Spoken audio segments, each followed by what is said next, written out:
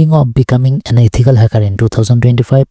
These top 5 tools are must-haves, used by professionals, taught in courses, and tested in real-world environments. First up, Kinex. It's a go-to operating system for penetration tester.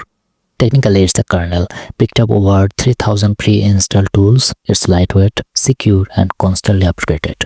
Try Kinex on virtual machine or live USB for practice work without any risks. Next is Proxy, the browser hacker's best friend.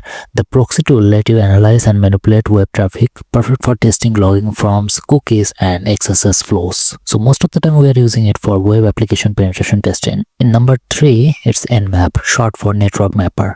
It's a powerful scanner who helps you find open ports, detect operating system types, and map out entire networks. So most of the time we are using it for network recognition and vulnerability scanning. Coming in hot, Wireshark. The packet analyzer lets you monitor live network traffic, analyze suspicious behavior, and inspect individual data packets. So most of the time, network forensic and digital traffic we are analyzing with Wireshark. Last but not in the list, Metasloit Framework, the unlimited exploitation tool.